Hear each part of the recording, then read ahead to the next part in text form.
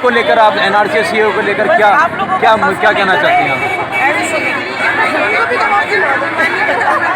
हम चारों कम्युनिटीज़ को इक्वल तरीके से रखते हैं तो बहुत बेहतर होगा।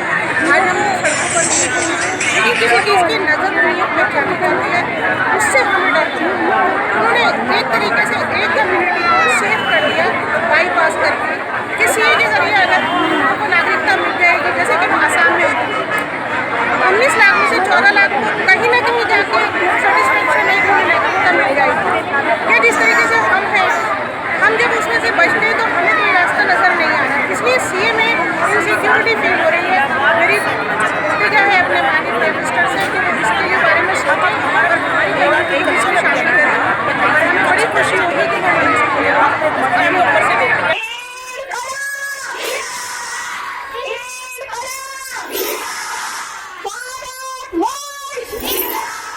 आगे बुला सकते हो, उन्हें नौकरियां दे सकते हो तो आप बिल्कुल दें, लेकिन जो यहाँ का मुसलमान है अगर आप उसे भगाने की बात कर रहे हो तो ये आपका टोटल डिस्क्रिमिनेशन है और हम उसी के अगेंस्ट इस प्रोटेस्ट में खड़े हैं और लड़ते रहेंगे।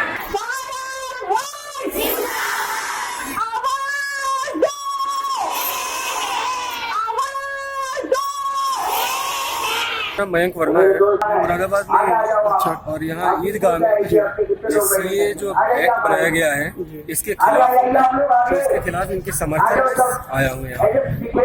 यही कहना चाहूँगा कि जैसे सरकार ये कहती है कि ये सभी को, भारत में जितने लोग हैं सबको नागरिकता देने के लिए, मेरे हिसाब से जितना मेरी पढ़ा है, जितना मैंने समझा है, ये सबके खिलाफ है। और क्योंकि जो कागजात होते हैं वो कागजात किसी हिंदू मुस्लिम सिख ईसाई के नहीं होते, कागजात सिर्फ कागज होते हैं और कागजों में सबकी कमियां होती हैं। और तो जितने भारत में लोग हैं उसमें ज़्यादातर लोग ऐसे हैं उनके पास ये सब कागजात नहीं होंगे। और सरकार ने खुद ये कहा है, जो हमारे गृह मंत्री जी हैं उन्होंने कहा है, ना वो पासपोर्ट को मानेंगे, ना वोटर को मानेंगे, ना आधार कार्ड को मानेंगे। अगर इन सब को नहीं मानेंगे तो हम अपनी नागरिकता साबित कैसे करेंगे? अगर हम नागरिकता साबित नहीं कर पाएंगे तो हम सबको घुसपैठिया ही बना दिया जाएगा। मैं यही कहना चाहूँगा कि अगर ये नागरिकता का कानून लेके आए हैं तो कम से कम अपने आप में जितने लोग हैं सरकार में कि आपस में बात तो कर लेते हैं। क्योंकि अमित शाह जी तो ये कहते हैं कि ये हम एनपीआर और सीए ला के रहेंगे, लेकिन जो प्रधानमंत्री जी हैं वो रामलीला मैदान में जाके कहते हैं कि इस मामले में तो कोई बात ही नहीं हुई है। और अगर बात नहीं हुई है तो राष्ट्रपति जी ने जो भाषण दिया था पार्लियामेंट में उसमें उन्होंने साफ साफ कहा है कि एनपीआर और सीए तो आके रहेगा, और जब आके ही रहेगा तो फिर ये कंफ्यूजन क्यों क्रिएट किया जा रहा है? तो कंफ्यूजन नहीं होना चाहिए।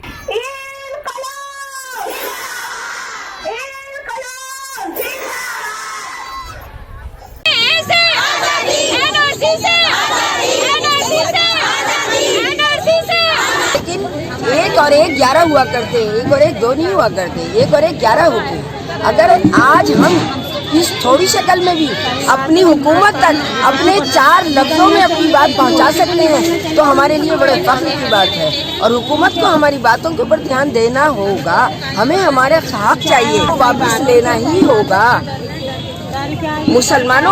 मुसलमान वो कौम नहीं है जिसको हुकूमत ने बिल्कुल मुर्गा समझ लिया। हम जिंदा हैं और जिंदा रहेंगे अपनी नस्लों के लिए, अपने भाइयों के लिए, इस मुल्क के लिए जिसमें हम पैदा हुए। और दूर दूर से लोग आए जा रहे हैं, बहुत अच्छा लग रहा है। ये एनआरसी और इसके खिलाफ सब औरतें बैठी हुई हैं और बैठना चाहिए। और भी औरतों को ज़्यादा से ज़्यादा तादाद में आनी चाहिए औरतों को कि ये एनआरसी और सीएआर खिलाफ, इसके खिलाफ और ये वापस ले मोदी और अमित शाह। रामपुर से 10 औरतें आई हैं और हम लोग जब तक बैठेंगे जब तक ये मोदी और अमित शाह इसको वापस नहीं लेंगे एनआरसी और सीएआर के खिलाफ।